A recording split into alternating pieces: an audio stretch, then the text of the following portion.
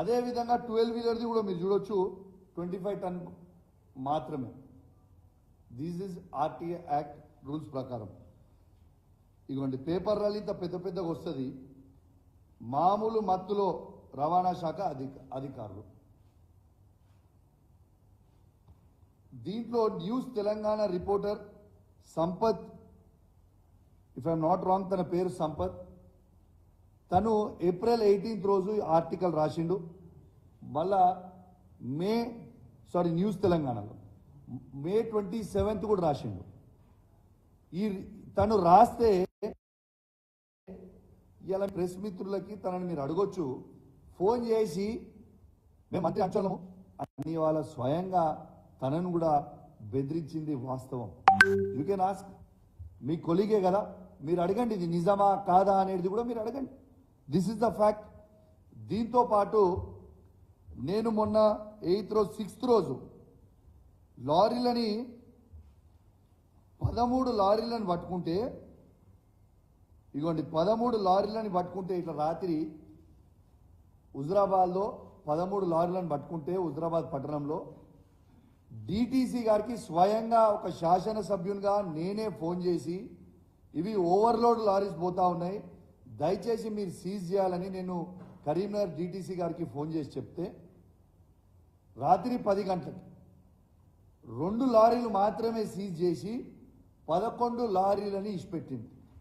ఆ రోజు ఏం చెప్పింది నాకు డిటిసి గారు, రాత్రి నాకు సెక్యూరిటీ లేదు, దయచేసి పోలీస్ వాళ్ళకి చెప్పమంటే డిటిసి గారిని లైన్లో పెట్టి హుజరాబాద్ పట్టణంలో ఉన్న సిఐ గారికి కాన్ఫరెన్స్ పెట్టి మీరు ఖచ్చితంగా డిటిసి గారికి సెక్యూరిటీ చేయాలి, ఖచ్చితంగా ఈ లారీలను సీజ్ చేయాలని నేను ఆ రోజు రిక్వెస్ట్ చేస్తే ఇమీడియట్ ట్రాన్స్పోర్ట్ మినిస్టర్ గారు డిటిసి గారికి ఫోన్ చేయగానే ఈ 11 బండ్ల నుంచి ఇట్లాంటి 11 బండ్లు ఇప్పుడు నంబరు చదువుతా, 11 బండ్ల నుంచి 2 బండ్లు సీజ్ చేస్తారు, తతిమ బండ్లన్నింటినీ కూడా ఇచ్చిపెడతారు. మీకు ఆ నంబర్లు కూడా చదువుతా. TS29TB3299 ఒక బండి, TS23T9990 బండి, TS29T7899 ఒక బండి, TS20U0459 ఒక బండి, TS36TA6099 ఇంకో బండి, TS36T1008 ఒక బండి, AP39VA5349 ఒక బండి, TG36T0819 ఒక బండి, TG23T0819 ఒక బండి, ఇంకొక 2 బండ్లు నంబర్లు మిస్ అయినాయి. ఎంత బాధ అనిపిస్తుందంటే ఇలా ఆర్టీఓ అధికారులందరికీ చెప్తా ఉన్నాను, మీరు తస్మాత్ జాగ్రత్తగా ఉండాలి. ఇవాళ ఈ ప్రభుత్వం ఉండొచ్చు, రేపు మళ్ళా ప్రభుత్వం మారొచ్చు, మీరు మాత్రం శాశ్వతంగా ఉండేటోళ్ళు, రేపు మీరు ఇబ్బందులో పడతారు. ఇవాళ నేను ఒకటే అడుగుతున్నా, ఇంత పెద్ద స్కామ్ గురించి నేను బయట పెట్టి చెప్తే ఒక శాసనసభ్యునిగా లైవ్ గా లారీని పట్టుకొని వేబ్రిడ్జ్ లో చూపించిన తర్వాత కూడా ఇంకా అదే విధంగా ఓవర్లోడ్ లో బండ్లు కొట్టుకుంటా హుజరాబాద్ మీద నుంచి పోతే కౌశిక్ రెడ్డి గారు ఆపుతున్నారని ఒక ఉద్దేశంతో ఏం చేస్తారు, కరీంనగర్ మీద నుంచి కొత్తపల్లి నుంచి తీసుకొని హుస్నాబాద్ కొడుతున్నారు, హుస్నాబాద్ మీద నుంచి భీమదేవరపల్లి ఎల్కతుర్తి టు వరంగల్ కొడుతున్నారు. రాత్రి 1 నుంచి తెల్లారు 5 వరకు రాత్రి మిడ్-నైట్ హుజరాబాద్ మీద నుంచి కొడుతున్నాం. మరి ఈ లారీలని ఎందుకు ఆపుతలేరు, ఈ లారీలని ఎందుకు సీజ్ చేస్తలేరు, దీని మతలబ్ ఏంటిది అని నేను అడుగుతా ఉన్నాను. నేను ఇంకోటి చెప్తా ఉన్నా, అధికారులందరూ కూడా చెప్తా ఉన్నాను, నేను స్వయంగా ట్రాన్స్పోర్ట్ సెక్రటరీ గారికి, కమిషనర్ గారికి, డిటిసికి, ఆర్టీఓకి స్వయంగా నేనే ఫోన్ చేసి చెప్పినా మీ మంత్రి గారు చేస్తున్న స్కామ్ ఇది, ఎట్టు పరిస్థితిలో ఓవర్లోడ్ పోతున్నాయి, ఖచ్చితంగా మీరు ఆపాలి అని నేను చెప్తున్నా. చెప్తే సరే అని విన్నారు, మళ్ళా అదే విధంగా కొడతా ఉన్నారు. నేను అధికారులందరూ కూడా చెప్తా ఉన్నాను, మీరు మంత్రి గారి ప్రెషర్కి లొంగి పనిచేస్తే మీరు చేసే డ్యూటీ ఎన్టీపీసీ నుంచి తీసుకొని ఏ రూట్లో అయినా ఖమ్మం వరకు మా బీఆర్ఎస్ పార్టీ కార్యకర్తలు మీ డ్యూటీ చేస్తాం. ఎక్కడ పడితే అక్కడ లారీలను ఆపుతాం. బాజాప్తు ఈ స్కామ్ ని బయట పెడతాం. మళ్ళా మీరేదో ఉస్తాబాద్ నుంచి తీసుకపోతే ఏం కాదని నువ్వు అనుకుంటున్నావు కావచ్చు. పొన్నం ప్రభాకర్ గారికి చెప్తున్నా, నీ ఉస్నాబాద్ నియోజకవర్గంలో కూడా ఆడ నుంచి పోతే అడుగు అడుగున మా బీఆర్ఎస్ పార్టీ కార్యకర్తలు అడ్డుకుంటారు. రాసి పెట్టుకోండి అని చెప్పి సందర్భంగా మీకు తెలియజేస్తా ఉన్నాను. ఇలా చాలా బాధాకరం ఏంటంటే, నా దగ్గర మిత్రుడు అఖిల్ అని ఓ యాక్టివ్ యువకుడు ఉంటాడు హుజరాబాద్లో. ఇదే ఫ్లై యాష్ చేయబట్టి ఆయన బండి స్కిడ్ అయి కింద పడితే తలకి దెబ్బ తగిలి అఖిల్ చనిపోయింది. అప్పటిదాకా నాకు ఈ ఫ్లై యాష్ సంగతి తెలియదు. అఖిల్ చనిపోయిన తర్వాత అసలు ఇది ఏంటిది, దుమ్మేంటిది, రోడ్డు మీద ఎట్లా పడుతుంది, ఇదంతా ఏంది అని ఆ రోజు నేను ఎంక్వైరీ చేస్తే ఈ ఫ్లై యాష్ గురించి అనేది మొత్తం బయటపడ్డది, ఈ స్కామ్ గురించి. ఇలా నేను పొన్నం ప్రభాకర్ గారికి చెప్తా ఉన్నాను, పేద విద్యార్థులు, పేద యువకులు, పేదోళ్ళ శవాల మీద పైసలు ఏరుకుంటున్న పొన్నం ప్రభాకర్ గారికి ఖచ్చితంగా మా అఖిల్ గారి శాపం పాపం ఖచ్చితంగా నీకు తగులుతుంది, రాసి పెట్టుకో అని చెప్పి సందర్భంగా తెలియజేస్తా ఉన్నాను. ఇలా అఖిల్ చనిపోయిండు, ఇంజనీరింగ్ చేసిన పిల్లగాడు, చదువుకున్న పిల్లగాడు ఇలా చనిపోయిండు ఈ ఫ్లై యాష్ చేయబట్టి. ఎవరు బాధ్యులు దీనికి? Who is responsible? ఇలా ఆ విద్యార్థులు అడకి సింగపూర్లో కిడ్స్ కాలేజ్ ఉంటుంది, కిడ్స్ ఇంజనీరింగ్ కాలేజ్. వేలాది మంది విద్యార్థులు ఆ రోడ్డు మీద పోతా ఉంటారు. ఈ ఫ్లై యాష్ ఏమో సరిగ్గా దాన్ని గట్టక ఓవర్లోడ్ అవడం వల్ల ఎక్కడ పడితే అక్కడ స్పిల్ అయిపోతూ పోతుంటది రోడ్ల మీద. స్పిల్ అయిపోతున్నప్పుడు యాష్ అనేది ఎట్లుంటుంది, సన్నంగా ఉంటుంది, బండి స్కిడ్ అవుతుంది. మరి ఇప్పుడు దీని బాధ్యత ఎవరు అని చెప్పి నేను అడుగుతా ఉన్నా. ఓ ట్రాన్స్పోర్ట్ మినిస్టర్ గా నీ బాధ్యత లేదా? ఇవాళ బండ్లు ఎందుకు మరి హుజరాబాద్ నుంచి పోకునియకుండా మళ్ళా ఉస్నాబాద్ నుంచి ఎందుకు తీసుకుపోతున్న బండ్లు అన్ని కరెక్ట్ అయి ఉంటే? మీరు ఫ్లై యాష్ కొట్టుకొని మాకేం అభ్యంతరం లేదు, కానీ యాజ్ పర్ రూల్స్ నామ్స్ ప్రకారం కొట్టుకుంటూ పోండి. అవి కొట్టుకొని పోతే ఓవర్లోడ్ పోతే రోడ్లు పాడవుతున్నాయి. ఈ ఫ్లై యాష్ రోడ్ల మీద పడి ప్రజల ప్రాణాలకి ఇబ్బంది అవుతుంది. Is is not the truth? నేను అబద్ధాలు ఏమని చెప్తున్నా? నేను ఒక్కటే అడుగుతున్నా, ఈయనకి ఎందుకంత భయం అవుతుంది? నేను ఇప్పుడు లైవ్ చూసిన, నీకు దమ్ముంటే నేను చెప్పింది అబద్ధమన్ను అంటే నేను నీతోని చర్చకు రావడానికి సిద్ధంగా ఉన్నా. నన్ను ఏడికి రమ్మంటారో మీరు చెప్పండి. మీడియా ద్వారా పెట్టుకుందామా, అమరవీరుల స్తూపం ద్వారా పెట్టుకుందామా, ఏదో పెట్టుకుందామా చెప్పండి. I'm ready to come. మీరు ఆపకపోతే మేము అధికారులకు ఇప్పటికి కూడా చెప్తున్నాం, మళ్ళా మీరు గిట్ల ఈ స్కామ్ ని మీరు ఆపకపోతే మంత్రి గారి ఒత్తిడి వల్ల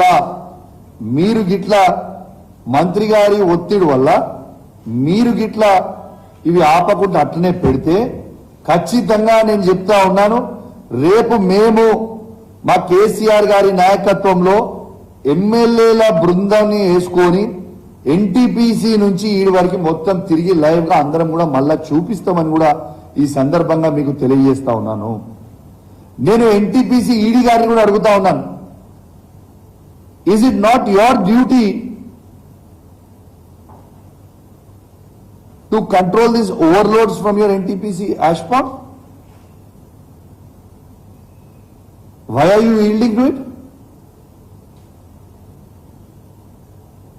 At NTPC it is a shame, and when I called ED, he asked me, is it this possible? అమ్మా ఇట్లా చేయడం అని నన్ను అడుగుతున్నా అమాయకంగా. మీకు కొంచెమని ఉండాలి కదా. Is this not possible? Is it not a shame on you? NTPC పాడ్ నుంచి మీరు ఈడీగా వండుకుంటూ మంత్రి గారికి ప్రెషర్కి లొంగుకుంటూ యాష్ పాండ్ నుంచి బయటకు వచ్చేటప్పుడు ఎన్ని క్యూబిక్ మీటర్లో రాయకుండా పర్మిట్ స్లిప్ లో రాయకుండా బయటికి వెళ్తుంది, అవుట్ వెళ్తుంది అంటే it's not shame on you. నేను డెఫినెట్ గా చెప్తా ఉన్నాను, ఎన్టీపీసీ కేంద్ర మంత్రి పవర్ డిపార్ట్మెంట్ కిందికి వస్తుంది. డెఫినెట్ గా నేను వీళ్ళు దీని మీద తీసుకొని సరిగా చేయకపోతే నేను ఖచ్చితంగా ఢిల్లీకి పోయి కేంద్ర మంత్రి గారిని కూడా డెఫినెట్ గా మేము కలిసి చెప్తాం ఈ స్కామ్ గురించి. What is the interest? ED గారికి మేము ఫోన్ చేసినా ఇప్పటిదాకా పట్టించుకోకుంటే ఏందన్నట్టు. రెండోది ఇంకోటి చూపిస్తానండి. నిన్న లారీస్ ని ఇది మన ఒక్క నిమిషం అండి, just show you the lorries.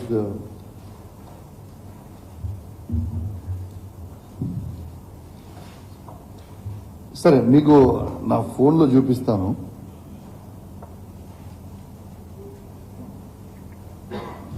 కాదు లారీస్ది ఇది పట్టుకున్నాను.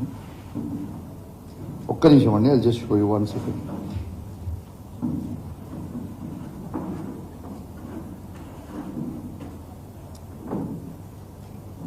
ఈ లారీస్ నిన్న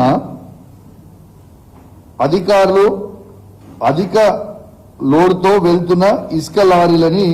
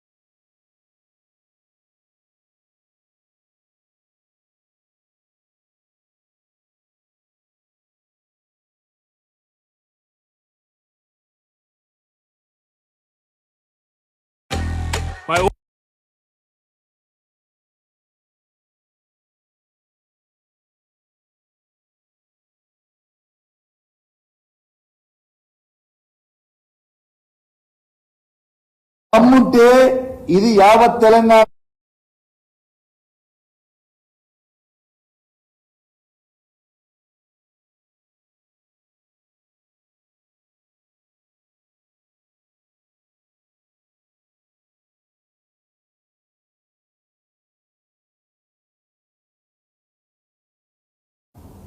మీకు ఖచ్చితంగా మా అఖిల్ గారి పాపం ఖచ్చితంగా నీకు తగులుతుంది, రాసి పెట్టుకో అని చెప్పి సందర్భంగా తెలియజేస్తా ఉన్నా. అని తెలియజేస్తూ ఇప్పటికైనా కూడా అధికారులని నేను డిమాండ్ చేస్తా ఉన్నా, దయచేసి ఇవి వెంటనే ఆపండి. ఇది మీరు వెంటనే ఇంకొక 3-4 days లో కూడా ఇట్లనే లారీలు నడిచినాయి అంటే మాత్రం it will be a serious issue. ఇంకా రేపు లా అండ్ ఆర్డర్ అదుపు తప్పితే దీనికి బాధ్యులు మేము కాదు, ప్రజలు గారు. దీనికి బాధ్యులు ట్రాన్స్పోర్ట్ మినిస్టర్ గారు, దీనికి బాధ్యులు డిటిసిలు, దీనికి బాధ్యులు ట్రాన్స్పోర్ట్ కమిషనర్ గారు, ప్రిన్సిపల్ సెక్రటరీ గారు, ఆర్టీఓలే అవుతారు. ఎందుకంటే ఓ 3-4 డేస్ తర్వాత మీరు ఇంకా దీన్ని చదువుకోకపోతే ఎక్కడికక్కడ మా బీఆర్ఎస్ పార్టీ కార్యకర్తలు అడ్డుకుంటారు. మీరు చేసే డ్యూటీ మా కార్యకర్తలు చేస్తారని చెప్పి కూడా ఈ సందర్భంగా అధికారులకు కూడా హెచ్చరిస్తూ ఖచ్చితంగా దీన్ని వెంటనే ఆపాలే. దీన్ని ఆపాలంటే నేను పనికి ఆపమంటలేను. As per norms, as per rules ప్రకారం పోవాలి తప్పితే మంత్రి గారికి జేబులు నింపడానికి కాదు. రోజుకి 300 లారీలు అంటే రోజుకి 50 లక్షల రూపాయలు సంపాదిస్తా ఉన్నాడు. ఇదానే వచ్చిన 6 నెలల్లో మీరు ఇదే ట్రాన్స్పోర్ట్ మినిస్టర్ గారి మీద ఎన్ని అలిగేషన్స్ అండి? 6 నెలలు కాలే. ఒకసారేమో అధికారులకు ఫోన్ చేసి బెదిరిస్తాడు. మీ అందరు లైవ్ గా వీడియో విన్నారు. ఎంఆర్ఓ గారికి, ఆర్డీఓ గారికి ఫోన్ చేసి ఏం చెప్తారు? కౌశిక్ రెడ్డి గారు ఎమ్మెల్యే గారికి కళ్యాణ లక్ష్మి చెక్కులు మీరు పంచనిస్తే మంచిగుండదు అని బెదిరిస్తాం. నోటిద్దులా రెడ్ హ్యాండెడ్ గా దొరికిపోయింది. దాంతోపాటు సైదాపూర్ మండలంలో ఒక గ్రామంలో ఒక పేద గౌడ బిడ్డ ఉంటాడు. ఆ గౌడ బిడ్డని ఫోన్ చేసి నోటికి వచ్చినట్టు తిడతాడు. ఇలా మంత్రియా ఇంకేంటి ఆయన? లేకుంటే స్టేజ్ మీద ఉంటాడు, కార్యకర్తల కడుపుల డిషూమ్ డిషూమ్ డిషూమ్ డిషూమ్ అని కుదురుతాడు. What is this? ప్రెస్ మీడియాలో పోతాడు. ప్రెస్ మీడియాలో ఎవరైనా క్వశ్చన్ అడితే అంటాడు. అరే ఇదేంటి భయ్? What is this? అంటే ఇంత జోకర్ అయిపోయిండు. ఈ స్కామ్ గ్రేస్ ని నిజంగా కాంగ్రెస్ స్కామ్ గ్రేస్ గా మారిపోయింది. ప్రజలందరూ కూడా మిమ్మల్ని గమనిస్తా ఉన్నారు. మీ అందరికి కూడా చెప్తా ఉన్నాం, ఖచ్చితంగా మీ అందరికీ కూడా ప్రజలు గమనిస్తా ఉన్నారు. మీరు రాబోయే రోజుల్లో తీవ్రమైన పరిణామాలు కూడా ఎదుర్కోవాల్సి వస్తుంది. అధికారులకి ఫైనల్ గా ఇంకొకటి చెప్తున్నా. అధికారులకి ఎగ్జాంపుల్ మీకు ఆంధ్రప్రదేశే 2019లో వైఎస్ఆర్ కాంగ్రెస్ పార్టీ గెలిచింది. ఆ రోజు తెలుగుదేశం పార్టీ మొత్తము 23 సీట్లకు పడిపోయి కిందికి పడిపోయింది.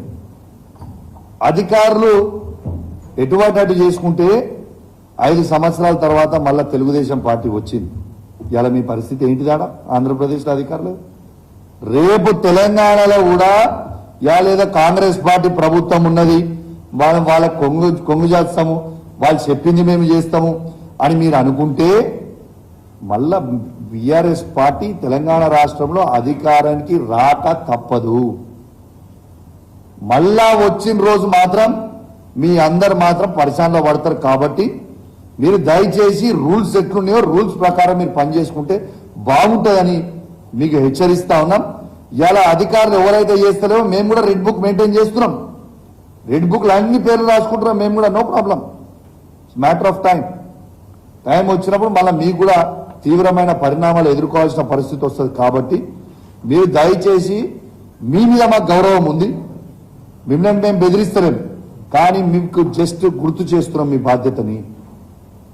కాబట్టి బాధ్యత తప్పకుండా మీకు అధికారులు బాధ్యత తప్పకుండా దయచేసి ప్రోటోకాల్ తప్పకుండా ఎమ్మెల్యేలు బీఆర్ఎస్ పార్టీ వాళ్ళు కావచ్చు, కాంగ్రెస్ పార్టీ వాళ్ళు కావచ్చు, బీజేపీ పార్టీ వాళ్ళు కావచ్చు, అందరు కూడా ప్రజలు ఓట్లేస్తేనే గెలిచిన వాళ్ళు. దయచేసి అందరికీ as per protocol, as per watt ever ఉంటే దాని ప్రకారం మీరు చేయండి. తప్పితే మీరు జాదా హుషారు చేస్తే జాదా హుషారి జాన్కు ఖతర అవుతుంది. తర్వాత మీ ఇష్టం అని చెప్పి మీ అందరికి కూడా తెలియజేస్తూ సెలవు తీసుకుంటా ఉన్నాను. జై తెలంగాణ, జై KCR. Thank you very much.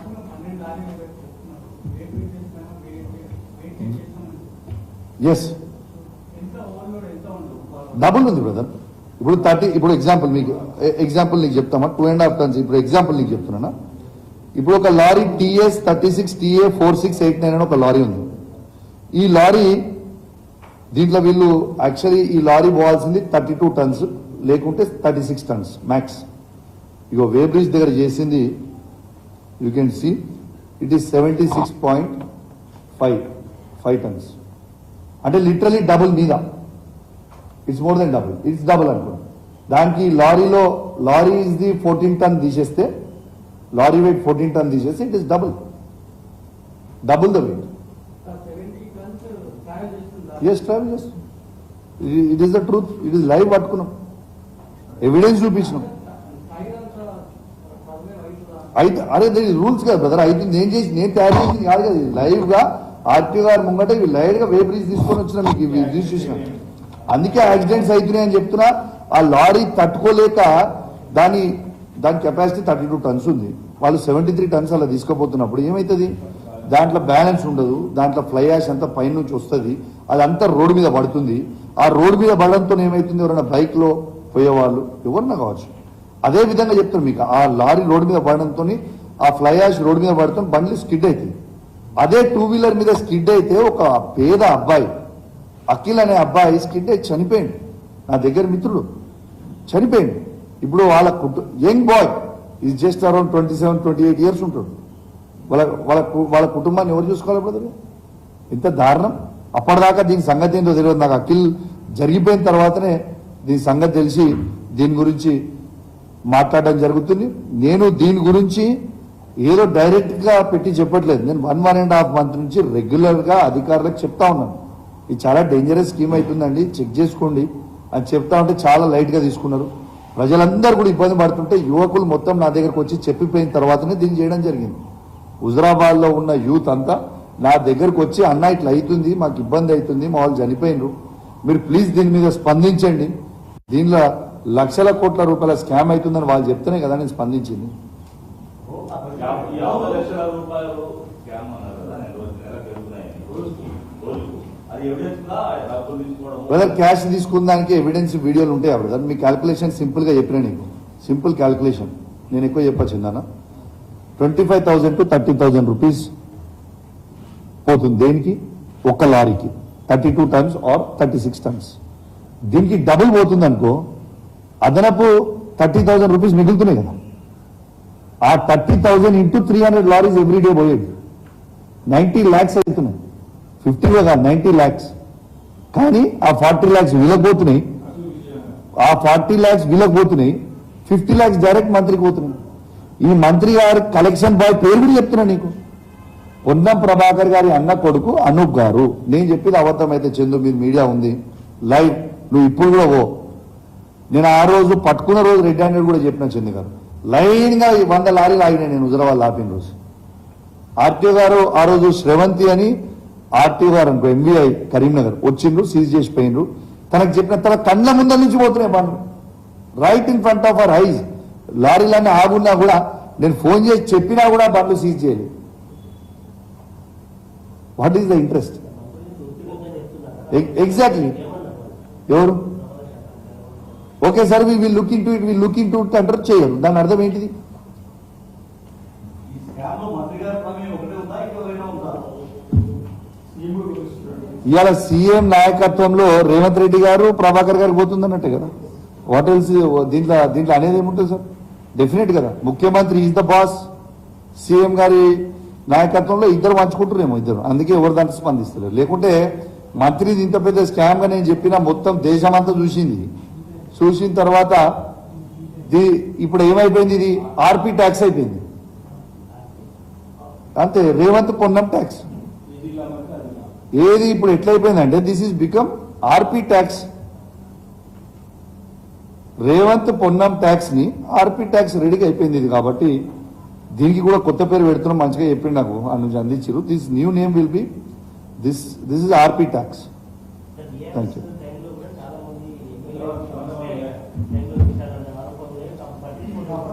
Brother. అనే దీనికి కూడా ఆన్సర్ చెప్దాం బాబు, మీరు ఒక్క నిమిషం ఇది కూడా చెప్దాం. మీరు ఉష్కేది కూడా నీకు చెప్తున్నా. 10 years 2004 to 2014 కాంగ్రెస్ ప్రభుత్వం. ఈ శాండ్ మీద గవర్నమెంట్కి వచ్చిన ఆదాయం ఎంతండి? 47 crores per annum total Andhra Pradesh. ఇలా తెలంగాణలో కేసీఆర్ గారు ముఖ్యమంత్రి అయినప్పుడు పర్ ఇయర్ ఎంత అండి? 5,700 crores. అంత ట్రాన్స్పరెంట్ గా పనిచేసినాం. ఇక దీనికే మీ ఆన్సర్, ఇక దీనికంటే పెద్ద ఆన్సర్ ఏమి ఉండదు. Thank you very much.